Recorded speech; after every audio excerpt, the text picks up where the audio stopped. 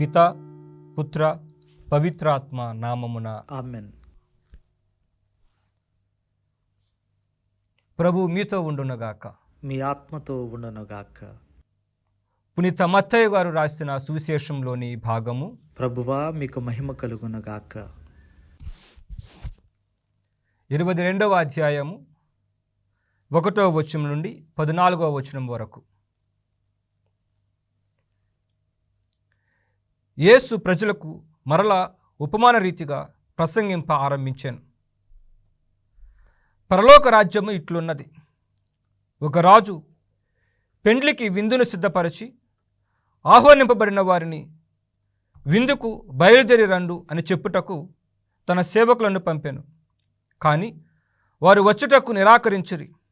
అందుచే అతడు, ఇదిగో నా విందు సిద్ధపరపబడినది, ఎద్దులను క్రొవ్విన కోడెదూడలను వధింపబడినవి, అంతయు సిద్ధముగా ఉన్నది, కనుక విందుకు రండి అని మరి ఒక మారు వారితో చెప్పుడని మరికొందరు సేవకులను పంపాను.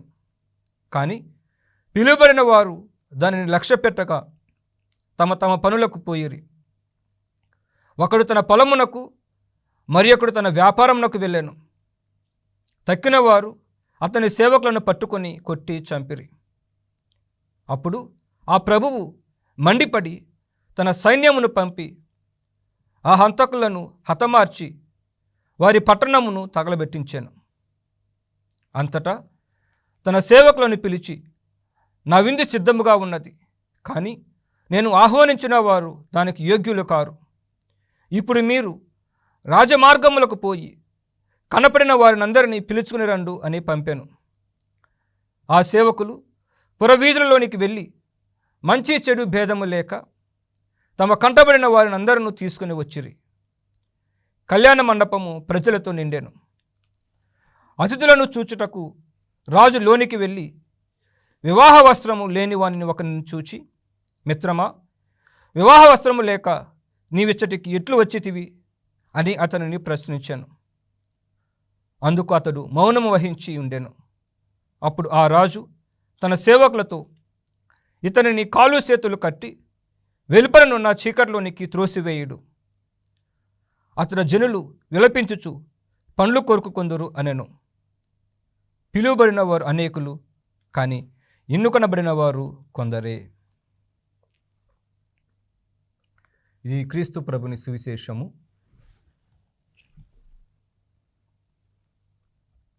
క్రీస్తునాథుని యందు ప్రియ సహోదరి సహోదరులారా, మనము చదువుకున్నటువంటి ఈ యొక్క సువిశేష పట్టణము పరలోక రాజ్యమును పోలి ఉన్నది. రాజు తండ్రి దేవుడు, కుమారుడు క్రీస్తు ప్రభువు, మొదట ఆహ్వానింపబడిన వారు ఇజ్రాయేలు ప్రజలు, తరువాత పిలువబడినటువంటి వారు అన్యులు. వస్త్రము మనకు విశ్వాస జీవితము, పవిత్రమైన జీవితము, పరివర్తన చెందినటువంటి జీవితము. ప్రియ సహోదరి సహోదరులారా, దేవుని బిడ్డలారా, క్రీస్తువా మీకు స్తుతి కలుగునుగాక. మనము చదువుకున్నటువంటి యొక్క వాక్యాలు మనకు చెబుతున్నటువంటి ఒక సందేశము ఏమిటి అంటే, దేవుని యొక్క రాజ్యంలోనికి అందరికీ ప్రవేశము ఉన్నది. మొదటిగా దేవుడు క్రీస్తు ప్రభు కాలంలో ఇజ్రాయేల్ ప్రజలను ఆహ్వానించాడు. వారు ఆహ్వానమును పొందుకొని ఆ క్రీస్తు ప్రభుని అనుసరించటములో క్రీస్తు ప్రభు యొక్క విందుకు రావటానికి నిరాకరించారు. రావటానికి కల కారణములు, కొందరు రైతులు ఉన్నారు, కొందరు వ్యాపారస్తులు ఉన్నారు, కొందరు మతబోధకులు ఉన్నారు. వీరు రాజు మాటను ధిక్కరించారు. రాజుకి అవమానమును తీసుకుని వచ్చారు. మొదటిసారి పిలిచినప్పుడు రాలేదు. అయినా కానీ ఆయన కోపపడక వారి మీద ఉన్నటువంటి ఆ ప్రేమతో మరలా రెండవసారి వారికి ఆహ్వానం పంపి మరల వారిని ఆహ్వానిస్తూ ఉంటారు. అయినను వారు తిరస్కరించారు. ఈ యొక్క తిరస్కరణ వారికి కఠిన శిక్షను పొందేలాగున చేసింది. ఈ తిరస్కరణ వారికి ఖండనను విధించింది. అందుకని మనము చదువుకుంటాం యోహాను శుభవార్తలో 3వ అధ్యాయము 18వ వచనములు, ఆయనను విశ్వసించువాడు ఖండింపబడడు, విశ్వసింపని వాడు ఖండింపబడియే ఉన్నాడు. ఏలైనా దేవుని ఏకైక కుమారుని నామమున అతడు విశ్వాసం ఉంచలేదు. అనగా క్రీస్తు ప్రభుని యందు విశ్వాసం ఉంచలేదు కాబట్టి వారు శిక్షను పొందుకున్నారు. వేదాంత పండితులు ఈ యొక్క సంఘటనను, ఈ తిరస్కరణను యెరూషలేము దేవాలయం యొక్క పతనము, వినాశనంతో పోలుస్తూ ఉంటారు. వారు తిరస్కరించారు కాబట్టి, వారు దేవుని యొక్క మాటను మీరారు కాబట్టి వారు తగిన శిక్షను పొందారు అని. ఏది ఏమైనప్పటికీ మన జీవితంలో మనము దేవుని పిలుపు పొందినప్పుడు ఏ విధముగా ప్రతిస్పందిస్తూ ఉన్నాము? నీవు ఏ వ్యక్తివైనా సరే, ఎటువంటి వాడవైనా సరే, దేవుడు తన యొక్క పిలుపును ఇస్తూ ఉంటాడు. అందుకని దేవుడు మరలా తన యొక్క సేవకులను పంపి అన్యులను తన యొక్క విందునకు ఆహ్వానిస్తూ ఉన్నాడు. ఎవరి యొక్క అన్యులు అంటే సమాజంలో ఎటువంటి వారైనా సరే, ధనిక పేద తేడా లేకుండా, యూదుడా అన్యుడా అనేటువంటి తేడా లేకోకుండా, ధనవంతుడా పేదవాడు అనేటువంటి తేడా లేకోకుండా, నైతికంగా జీవించాడా అనైతికంగా జీవించాడా అనేటువంటి తేడా లేకుండా అందరినీ కూడా సమదృష్టితో ఆయన ఆహ్వానిస్తూ ఉన్నాడు. అందుకని క్రీస్తు ప్రభువు కూడా ఒక మాట చెబుతూ ఉంటారు. నేను మత్తయి శుభవార్త 9వ అధ్యాయము 13వ వచనములు, నేను పాపులను పిలువ వచ్చితిని కానీ నీతిమంతులను పిలుచుటకు రాలేదు అని. అదేవిధముగా అపోస్తల కార్యములు 10వ అధ్యాయము 34-35 వచనములు కనుక మనము చూస్తే, దేవునికి భయపడుచు సత్ప్రవర్తన కలవాడు ఏ జాతి వాడైనను దేవునికి అంగీకార యోగ్యుడే. ఆ దేవునికి ఏ భేదము లేకుండా అందరినీ కూడా తన యొక్క రాజ్యంలోకి వారసులే, తన యొక్క రాజ్యంలో ప్రవేశించడానికి అర్హులే అని అక్కడ ప్రభువు తన యొక్క అపోస్తలుల ద్వారా ఈ యొక్క వాక్యమును తెలియజేస్తూ ఉన్నారు. ప్రియ దేవుని బిడ్డలారా, మనము కూడా ఈ యొక్క వాక్యమును శ్రద్ధగా గమనించినట్లయితే ప్రతి ఒక్కరము కూడా పిలువబడ్డాం. ఆ పిలువబడినప్పుడు దానికి యోగ్యమైన విధముగా మనము కూడా సిద్ధపడి ఆ విందునకు వెళ్ళాలి. రాజు ఏ విధముగానైతే విందులోకి వచ్చిన ప్రతి వారిని గమనిస్తూ ఉన్నాడో, ఏ వ్యక్తి అయితే వస్త్రము లేకోకుండా వచ్చాడో ఆ యొక్క వ్యక్తిని రాజు ప్రశ్నించినప్పుడు అతడు సమాధానం చెప్పలేకపోయాడు. మనము కూడా దేవుడు ప్రతిరోజు దేవుని పిలుపును పొందుకున్నటువంటి మనము ఏ విధముగా సిద్ధపడుతూ ఉన్నాం? దేవుడు మనందరినీ దివ్యబలి పూజ ద్వారా, ప్రార్థనల ద్వారా, ఇతరులకు సహాయం చేయటం ద్వారా ఆహ్వానిస్తూ ఉన్నాడు.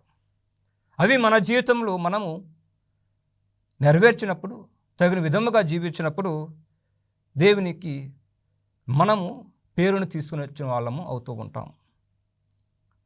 అయితే ఈ యొక్క వస్త్రమును ధరించినటువంటి వ్యక్తి ఈనాడు మన సమాజంలో కూడా ఉన్నారు, మన సంఘాలలో కూడా ఉన్నారు.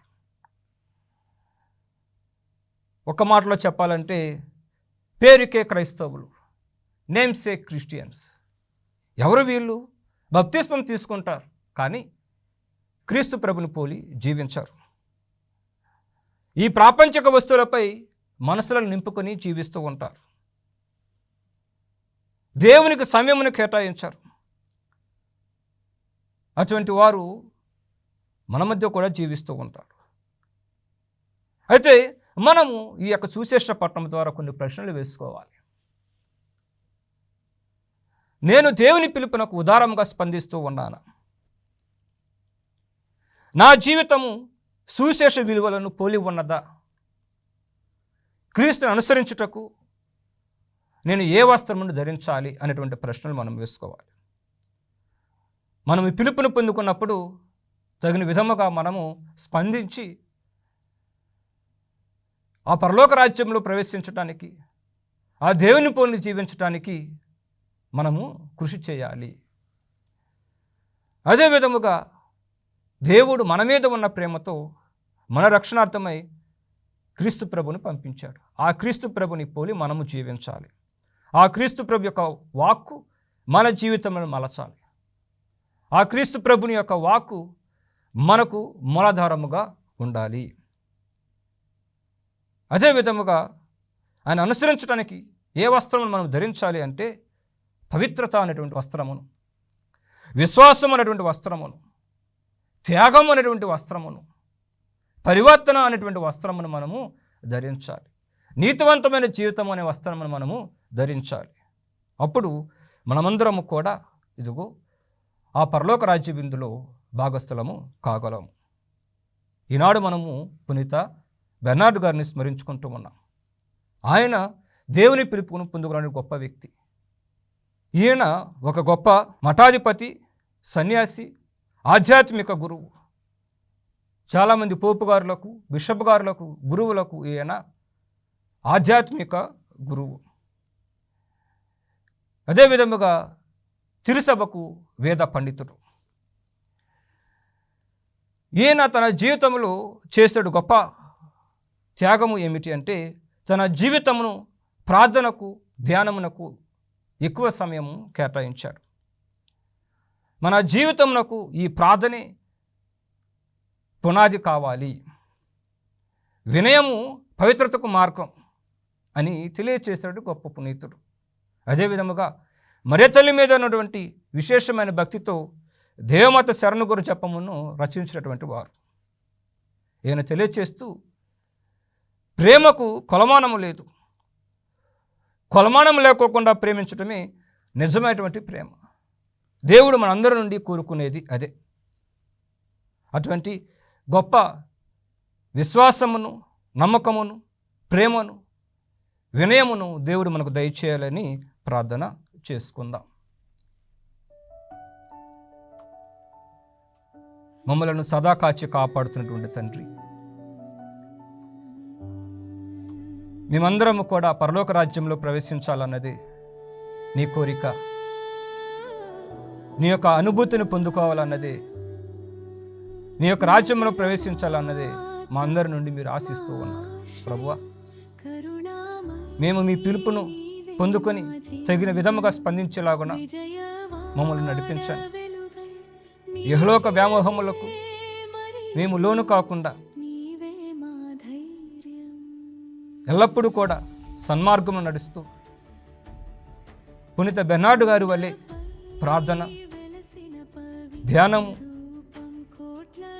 మిమ్మలను ప్రేమించటమే మా జీవిత లక్ష్యముగా ఉండేలాగున్న మమ్మలను కూడా నడిపించండి. మరియ తల్లిని అనుసరిస్తూ మీ సన్నిధికి వచ్చేలాగున మమ్మలను దీవించండి.